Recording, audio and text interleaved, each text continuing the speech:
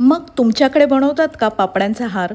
होळीचं दहन एक असलं तरी परंपरा वेगळ्याच. Happy Holy. ऑफिसमधून पंचआउट केल्यावरती होळीच्या दिवशी असं न रंगता कोण बाहेर पडतच नाही.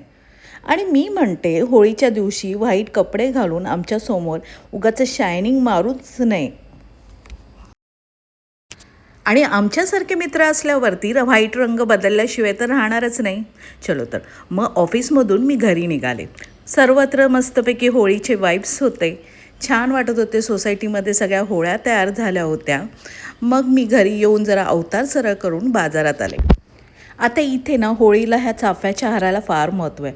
मग हे नारळ, ओटीचं सामान घेतलं, चाफ्याचा हार घेतला आणि बत्ताशाचा हारही घेतला. आणि असं शॉपिंग करून पुन्हा घरी आले आणि घरी आल्यावरती आईने मस्तपैकी पुरण वाटूनच ठेवलेलं आणि पोळ्या लाटायला घेतल्या होत्या. मग मी एका साईडला वरण आणि भाताचं नैवेद्य दाखवण्यासाठी जेवण बनवलं. आणि पुरणपोळी फुगण्याचा आनंद हा काहीतरी वेगळाच असतो. मग मी तयारी करून पुन्हा भजी तळायला घेतले, कारण खाली जायचं होतं, नैवेद्य दाखवायचा होता. तोपर्यंत आईने नैवेद्याचं ताट तयार केलं आणि मग मी असं ठरवले की चला आता थोडासा वेळ आहे तर गेट रेडी विथ पूजा थाली असं पटकन करून घेऊ. पूजेसाठी हा चाफ्याचा हार, बत्ताशाचा हार. आता हा हार देवीला का घालतात हे मला नक्की कमेंट करून सांगा. आणि आमच्याकडे परंपरेनुसार हा पापड्यांचा हार बनवला जातो. हा आईने बांधला होता, तो मी फक्त थाळीत ठेवला.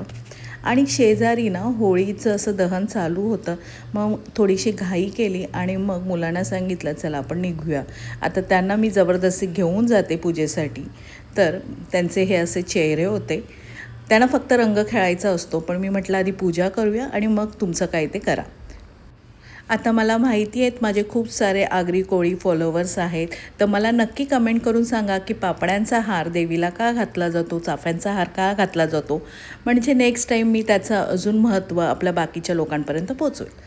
आणि मी देवीची ओटी भरली आणि मस्तपैकी देवीला ओवाळून गेल्या वर्षीचा मुलांनी एन्जॉय केलेला शिमगा, कोकणातला शिमगा, पालखी हे थोडं मिस करत होतो. पण आता एक्झाम असल्यामुळे इकडची मुंबईमधली होळीही आम्ही मस्त एन्जॉय केली. आता सोसायटीमध्ये वेगवेगळ्या प्रकारची लोकं राहतात, त्यामुळे त्यांची पूजा करायची पद्धत वेगळी आहे.